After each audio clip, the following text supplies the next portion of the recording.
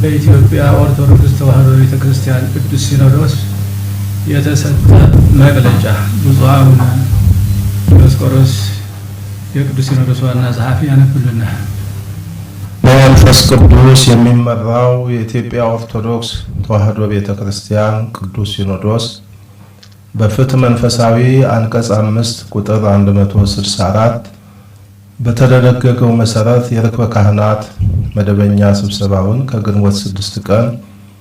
2017 ዓመተ ምህረት እስከ ግንቦት 19 ቀን 2017 ዓመተ ምህረት ድረስ አካሂዷል። የመንበረ ሐዋርያት ወራሽ የሆነው ቅዱስ ሲኖዶስ ለቤተ ክርስቲያናችን አንድነትና እድገት፣ ለሀገር ሰላምና መረጋጋት፣ ለሐዋርያዊ ተልእኮ መስፋፋትና ለመንፈሳዊ ልዕልና ልዩ ትኩረት በመስጠት አስፈላጊ ውሳኔዎችን አስተላልፏል። በዚሁ መሰረት አንድ ለሰላምና ለአንድነት ቅድሚያ በመስጠት ምትክ ለሌለው የሰው ልጅ ሕይወት ባላደራ የሆነው ቅዱስ ሲኖዶስ ስለ ሰላም ያለማቋረጥ መጸለይ፣ ጸሎተ ምህላ ማወጅ፣ የሰላምና የአንድነት ጥሪ ማስተላለፉ እንደተጠበቀ ሆኖ ለሰላምና ለአንድነት ልዩ ትኩረት ሰጥተው ሁሉን አቀፍ ስራ የሚሰሩ ብፁዓን አበው ሊቃነ ጳጳሳትን የሀገራዊ ሰላምና የቤተ ክርስቲያን አንድነት ኮሚቴ በማድረግ ቅዱስ ሲኖዶስ ሰይሟል። ኮሚቴውም ዘላቂ ሰላምንና አንድነትን ለማስፈን የዜጎችን ሕይወት እየነጠቀ ያለው ግጭት እንዲቆም ጥረት እንዲያደርግ የቅዱስ ሲኖዶስ አባላትን ባካተተ መልኩ በየደረጃው የምክክርና የግንዛቤ ማስጨበጫ ስልጠና ውይይቶችንና የጥናት መድረኮችን እንዲያዘጋጅ አፈጻጸሙንም በየ3 ወሩ ለቋሚ ሲኖዶስ ሪፖርት እንዲያደርግ ቅዱስ ሲኖዶስ ወስኗል።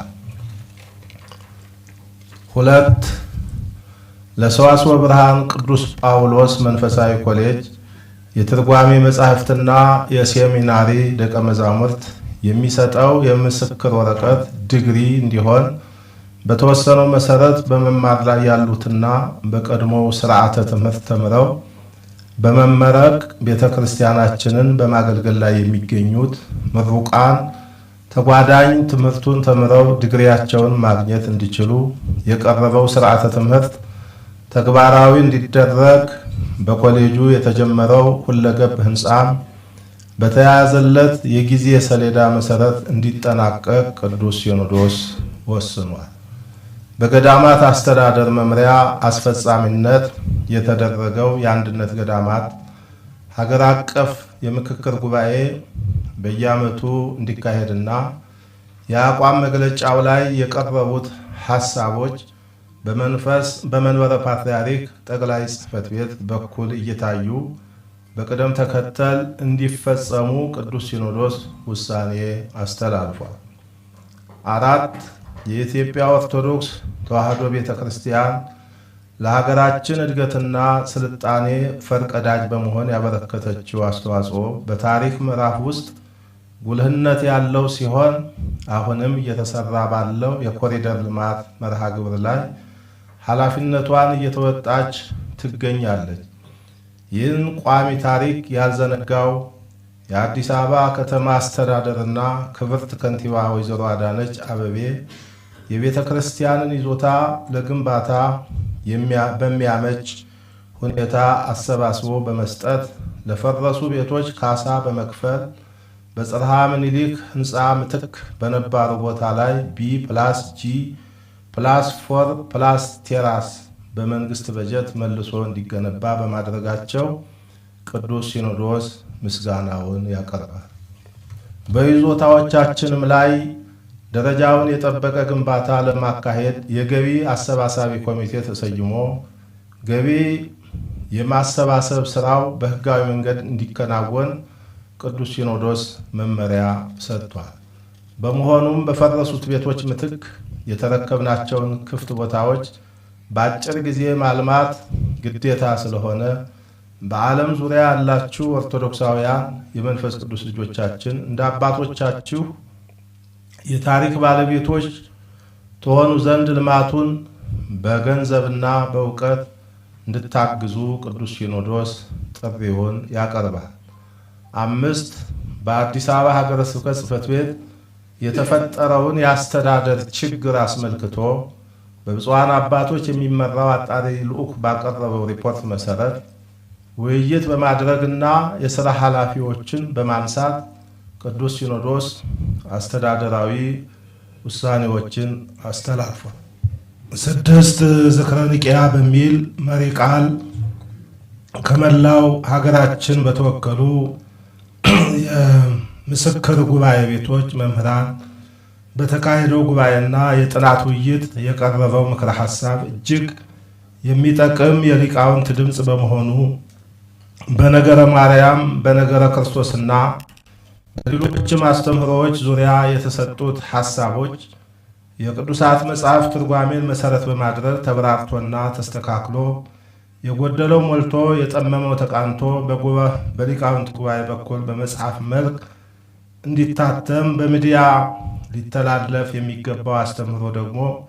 በሊቃውንት ጉባኤ ብቻ እንዲተላለፍ የሊቃውንት ጉባኤውም በተሟላ የሰው ኃይልና በጀት ተጠናክሮ እንዲደራጅ ሀገር አቀፍ ጉባኤው በዓመት 2 ጊዜ እንዲደረግና የጉባኤው መዋቅር በየአህጉረ ስብከቱ እንዲጠናከር ቅዱስ ሲኖዶስ ወስኗል። 7 የመናገሻ አምባ ማርያምና የጋራው ደብረ መድኃኒት መድኃኔ ዓለም አንድነት ገዳም ጥንታዊ የሆነ ሰፊ ታሪክ ያለው በመሆኑ ሁለቱ ገዳማት በአንድነት አበምኔት በአንድነት ገዳም ስርዓት በጋራ እንዲመሩ ቅዱስ ሲኖዶስ ወስኗል።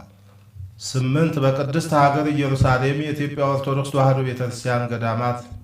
መነኮሳትን ከመላክ ጀምሮ በአስተዳደራዊና ቀኖናዊ አሰራር ክፍተት ምክንያት የተከሰቱ ችግሮችን በማረምና ሊቀ ጳጳሱን በማዛወር ማዕከላዊ መዋቅር እንዲጠበቅ ቅዱስ ሲኖዶስ የወሰነ ሲሆን ነባሩ መተዳደሪያ ደንብ ተሻሽሎ እንዲቀርብ በብፁዓን ሊቃነ ጳጳሳት የሚመራ ኮሚቴ ሰይሟል። 9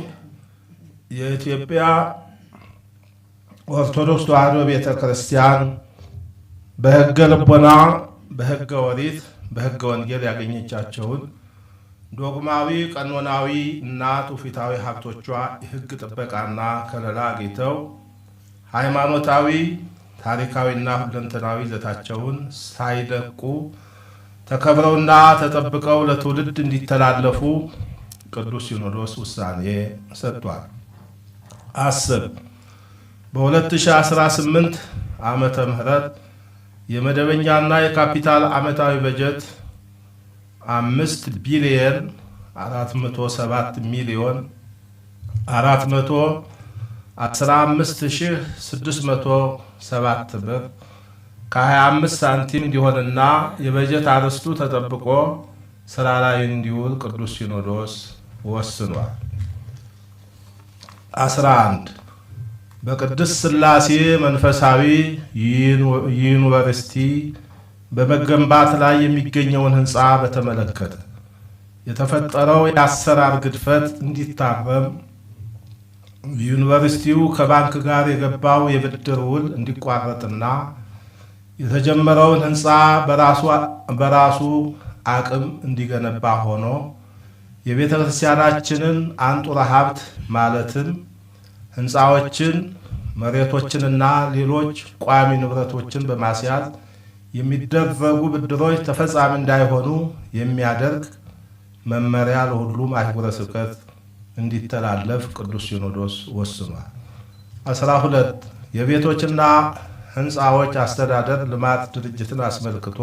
በቀረበው ሪፖርት መሰረት የሥራ ክፍተቱን በማረም በየደረጃው ያሉ ኃላፊዎች እንደየጥፋታቸው እንዲጠየቁና እንዲታረሙ ቅዱስ ሲኖዶስ ውሳኔ ሰጥቷል። 13 የቅዱስ ሲኖዶስ ዋና ጸሐፊና የመንበረ ፓትርያርክ ጠቅላይ ቤተ ክህነት ጽሕፈት ቤት ዋና ሥራ አስኪያጅ ምርጫን አስመልክቶ በሥራ ላይ የነበሩት ብፁዓን አባቶች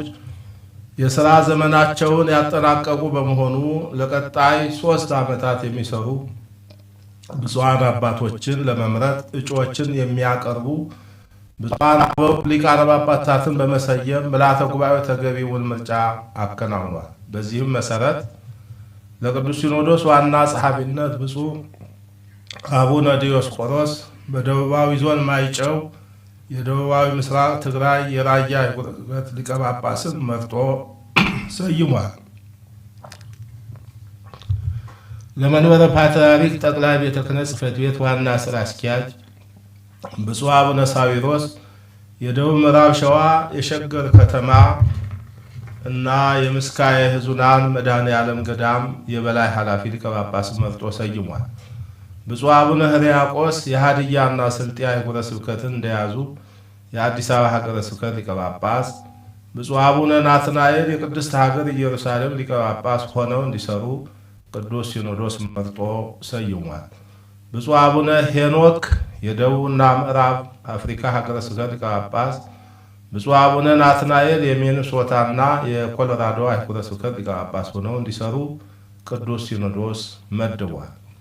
14 ብፁዕ አቡነ ገብርኤል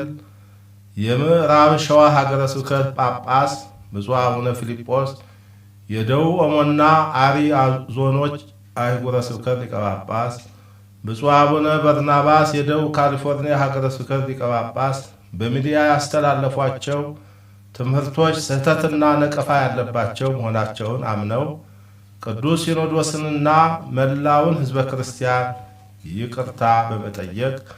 ሊቃውንት ጉባኤ ከቅዱሳት መጻሕፍት በማጣቀስ ያቀረበውን አስተምህሮ የተማሩት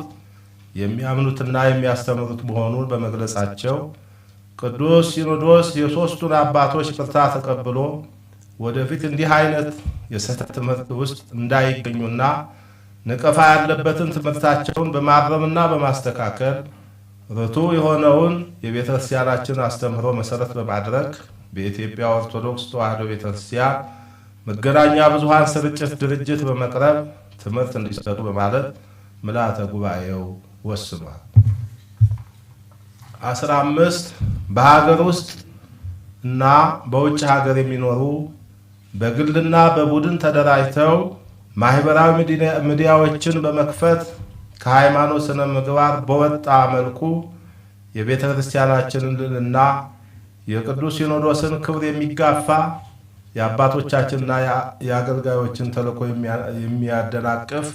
ያልተገባና መሰረት የሌለው መግለጫ የሚያሰራጩ አካላት እንዲታረሙ ቅዱስ ሲኖዶስ በአጽንኦት ለአንዴና ለመጨረሻ ጊዜ በጥብቅ ያሳስባል። በመጨረሻም በሀገራችን በአንዳንድ ቦታዎች የሚታየው ግጭትና መፈናቀል ተወግዶ የሰው ልጅ የመኖርና የመዘዋወር መብት ተከብሮ